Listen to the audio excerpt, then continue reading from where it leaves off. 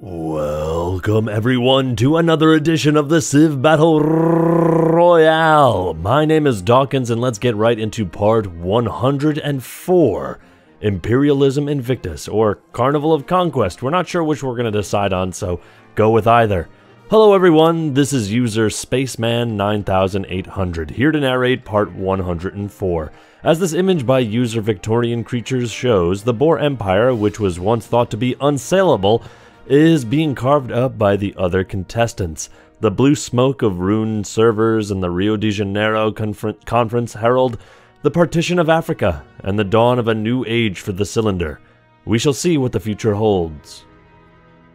And at the head of the table is Brazil under Pedro. Until recently, Brazil was locked in on the South American continent and not even in the top 5. Then Pedro started building XCOMs and paratroopers and never stopped. Now Carnival spreads across the world. But should Pedro and Mini Pedro be watching their back? After all, they should know better than most how the mighty can fall. We shall see. User Der Erlingkoning brings us the tile-accurate map as of the end of last part. Brazil isn't the only one who has expanded at the Boer's expense, as the orange is indeed being contained. Iceland now has the cylinder surrounded from both poles. Sibir is moving down into Afghanistan. Vietnam has required Lahore, and Little Ambon has fallen to the dudes who doot. But most of the African continent is still orange. Skynet gazes from behind the Great Firewall in Pretoria, and its logic circuits fill with rage at the encroaching humans. User Spherical Melon's map shows the human and robot cost of this war much more clearly. Millions of digital minds have been extinguished. Once mighty cities are reduced to rubble. Some, like the contested Indian Ocean island city of Pethane, have been erased forever. Man and machine fight for dominance of the cylinder under the glow of nuclear flare. Let us begin. Mali's long nuclear history is on display here. A pirate giant death robot surveys the destruction, reminiscing about the days when they were the ones nuking this region. Without Iceland's air support, Brazil's XCOMs must face the Terminators alone. I count no planes on the Brazilian side. In contrast, 10 Boer planes crowd Cumbi Salé, and airports elsewhere are also filled to the brim. Are all those nukes? Ciudad de Carmen is reclaimed by the Boers as their workers try desperately to scrub the glassed Sahara. The hydroponic domes that let the Draka recover from the Great Famine are now simply ruined domes in the sand. An embarked biotrooper charges Sardina for some reason we don't know. Maybe its circuits are broken. Sibir marches into Persepolis as the Boers reclaim Ekbatana. Finnish Batakaloa is looking more like a battered Kaloa, though no one here can claim the kill. Here we also see the first front of a new war. What started as an effort to prevent the rise of the machines now turns into a war between humans, as Brazil allies with the Blackfoot against Sweden. A mobile SAM and an XCOM south of Gaza are the first combatants of this new war. Oh, if you remember slides from last part, this is not going to end well. Here we see one of the two new belligerents. After the war in Vietnam didn't go so well, the Native Americans have decided to try Europe instead. Their army is outdated, but it is vast, and thanks to some Australian fillings, it overflows their borders, landing around the world much like Carnival before them. Speaking of Carnival, they're everywhere. This is exactly what the Swedes get for not joining the OCP, and Brazil is pissed. And unlike with the Boers, Sweden didn't close their open borders, so their cities are completely surrounded. In parts of Finland, there are more Brazilians than Swedes. This is not gonna go well for Gustavus. Pedro II the Terrible, autocrat of the Brazilian Empire. At 109 techs, they are on par with their cybernetic rivals, though they've chosen to stay human this time. And to fuel that human emotion of wrath, they have an army of over 6 million, the largest in the world. Gustavus has less than half that number. He too is the Terrible, but after this war we might see for different reasons. I guess when you're as bloodthirsty as our cylinder's leaders are, that moniker is somewhat general purpose. And taking a look at our third contestant, Crowfoot the Enlightened of the Blackfoot. He's got his own unique little title because he's so smart. With 3.6 million active duty in the military, he is a force to be reckoned with. People are going to sleep on these Blackfoot boys because of their Not so great war against Vietnam, but the more they have time to tech up, the more they have time to upgrade, they're going to pull exactly what Brazil did against the Boers. They are not someone to be trifled with. The Inuit better do something about them quick, or we might see them conquer another part of the world. And as we survey India, the Battle of the Titans is over, just like that. Brazil signs peace. A Kimberly giant death robot shakes its mechanical fist in frustration, realizing that they and Sibir are now facing the Borg alone. A Korean production firm offers to sponsor their struggle if they agree to film it as a mecha anime. A great musician near Agra works on the soundtrack. Either Kruger and Pedro already have open borders, or units don't get kicked out when a war ends, because a lot of XCOMs are still vacationing on the Arabian Peninsula, and Boer carriers loom outside of India. The Swedish mobile SAM fights its way northwards. In the south, the city of Helsingborg is the set for another anime by the same Korean firm, this one about a cyborg vampire in the employ of a Boer noble family. Ekbatana and Artashat have either been captured or traded in the peace treaty. With Brazil out, the Boers have also retaken Persepolis from the Siberians. Swedes draw first blood, taking Gyumri from the Brazilians. Tarentum was also either captured or traded in the peace treaty. The density of Boer troops is non-zero for once, which may be what prompted the peace. Brazil came away with a sizable and easily defensible colony here, a clear win. Panormus is all that remains of a once mighty Boer Europe. All of those buccaneer settlers must be really disappointed nothing got nuked off the map here. But it looks like the Brazilians are already filling up their newfound territories. Brazil is also already filling up their newfound conquest with paratroopers and some XCOM units, some other units as well. This is not going to spell anything good for anybody else in the world, as their power projection just increased substantially. Had Brazil kept up this war, Luma would likely have been theirs. A Vietnamese cyber sub hides under the Antarctic ice, cursing their allies for dropping out now. A Kimberly carrier carries a possible nuclear payload towards their former capital of Wollongara. A Korean representative of the Anime Corporation, sponsored by Big Carrier, looks on. Can a computer breathe a sigh of relief? Evidently yes, as billions of digital Boer citizens do just that. Their unprotected core is safe, and it looks like they didn't even have to give up anything important in the peace deal. On the Boer net, someone circulates an online petition calling on Kruger to build an army. It exceeds 1.5 million signatures a millisecond after being posted. Varna and Ainai also change hands, either conquered or given as a peace offering to the cyborgs. Sweden's core is not so lucky. Gothenburg is in the red, Nikia and Adrianople are in the yellow, and other cities are taking damage. So many Brazilians, and more just keep coming from neighboring lands like Sibir. Tampere and Vasa have already fallen. Kharkov, Kuopia, and Linköping look to be next. This year was the IRL anniversary of the Battle of Stalingrad, so it's only appropriate that one is raging in the Battle Royale as we speak. Reykjavik falls to Brazil. Well, the one on the Rhine, at least. That was Swedish. Berlin also falls. The parts of Germany that are still yellow are in the yellow. Not even Sweden proper is safe, as Stockholm takes some damage. In the North Sea, some Blackfoot paratroopers join in. See, we're contributing somewhat, right? Even on the Scandinavian peninsula itself, most of the land units are Brazilians or workers. The Swedish military that are here have taken to the sea for some reason, possibly fleeing for their lives. A Persian privateer looks on as America's soldiers storm Europe's beaches. Around Sweden, I can't wait for you to be conquered. One of the northernmost settlements in the world, Brazilian and Blackfoot reinforcements mass, ready to storm the beaches on B-Day. Yeah, this is B-Day. Blackfoot Brazilian, get it? Got it? Good. Brazil flexes their muscles and hulks out, taking Hamburg and Munich, making them a part of the green mean machine. Who's next? Gyumri is next, of course. Also, Sibir takes Persepolis. Our mobile SAM travels past Gaza to reconnect with their comrades in Hebron. Moscow, Kuopio, and Kharkov go green. Sweden is going to need more than the worker near Longjian to stop the bleeding. Linköping has fallen.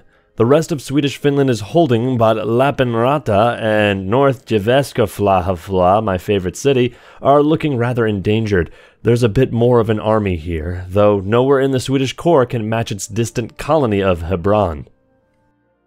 Pedro releases a statement. The Boers are not to be trusted. I mean, how did they convince me to sign the peace treaty that was so clearly not in my favor? They must be up to something. Meanwhile, the petition on change.org calling for Kruger to build an army gathers a few million more signatures, but will he listen? Vietnam reforms their religion, Theravada Buddhism, as the Kimberley make peace with both of their superpower adversaries. Good job, Kimberley. You've actually accomplished quite a bit by not dying to these ultra superpowers. You've survived Australia, Vietnam, who else? The Blackfoot, obviously the biggest superpower out there, but fantastic work. This time the Kimberley kept Ambon in the treaty, ensuring that they have actual gains from this war. Sure, it's a one-tile island, but you've got to start somewhere.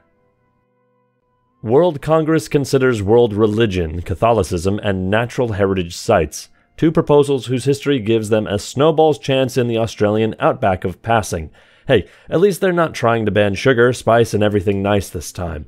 When it comes to CBR's World Congress inefficiency, it's the best you can ask for.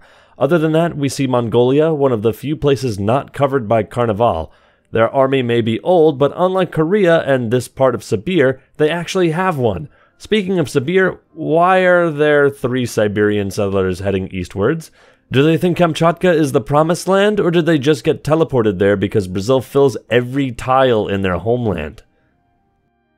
Antioch, Nicaea, and Blinglerflair are conquered. The king of the jungle is soundly defeating the lion of the north.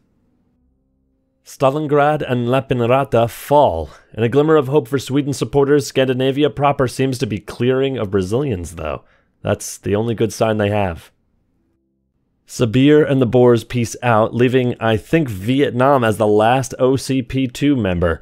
Persepolis is traded to Kruger in the peace treaty. Sibir still came out of this war with Kabul and several other cities, so Sibir supporters can be happy. Perhaps they could even consider celebrating by canceling open borders with Brazil, lest they meet the same fate as Gustavus. Brazilian troops form a beachhead in Norway. The Blackfoot paratroopers are nowhere to be seen, but a Blackfoot giant death robot floats on the horizon. Poznan, Gothenburg, and Minsk join Brazilian Rus. This is probably the best carpet this flat and hard-to-control region has ever had. Sibir should really be using this opportunity to fill the clearing on their western border with their own units. Another display of just how bad Sibir is at this. Count the settlers. I see 24 of them. Mao's Knight looks on from the frozen north, occupying, ironically, one of the few settlable spots on this side of the globe. The heathen faith has been going strong in Iceland, spreading throughout its core to rival the religions founded earlier in the game. Big Carrier and Carnival have also spread throughout this region. All of those Kimberley units were bound for the Boers, but you know who else is there at war with the Kimberley and looking rather juicy right now? Finland, with its honor guard of Afghan mercenaries. Can Jandamarra do it? Constantinople and Ohrid are Brazil's latest trophies. On the bright side, the mobile SAM has rejoined its friends in Hebron. I wonder if Gustavus will end up exiled to the Middle East like Kekkonen before him. History seems to be repeating itself.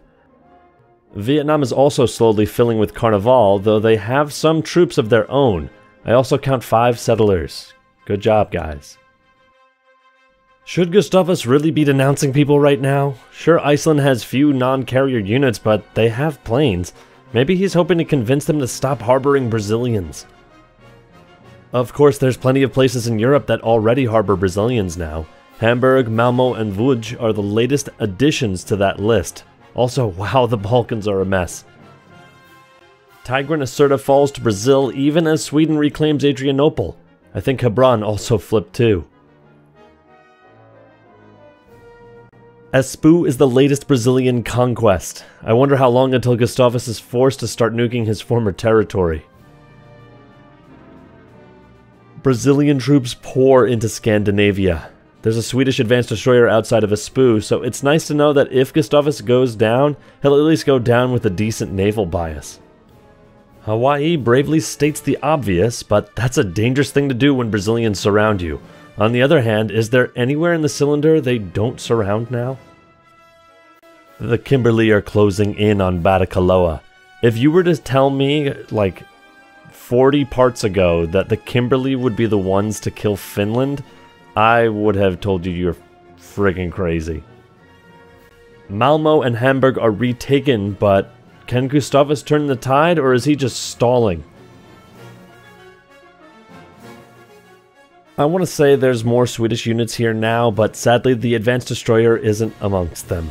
Malmo flips back to Brazil. Also, look at all that smoke in Sweden. Those Brazilian ex-coms must be doing some pillaging. Australia fails to make Catholicism the world religion. This may be in part because even many of their own citizens follow Theravada or Pantheon, not Catholicism. In the bottom right, you can see the reason we're being shown Kruger's stats. He's joined the attack on Sweden. Poor Gustavus. Kruger's army is now only the 6th largest in the world, but the Boers are still the happiest, most scientific, and crop-producing people in the world. Truly a prosperous place to live, but given how few soldiers they have, should they really be starting new wars right now? Illustrating that point, the battered Gustavus has only 500,000 men and women at arms behind Kruger right now. But battered he is, and while the Swedes have had some great underdog moments in the past, it will be hard to pull this one out, especially when Skynet and Mini Pedro are working together again. There's not a single Swedish unit in sight in the Balkans or Ukraine. Antioch has joined the Green, as has Adrianople, ending Gustavus's last outposts on the Black Sea. Pedro's corps as fully carpeted as ever.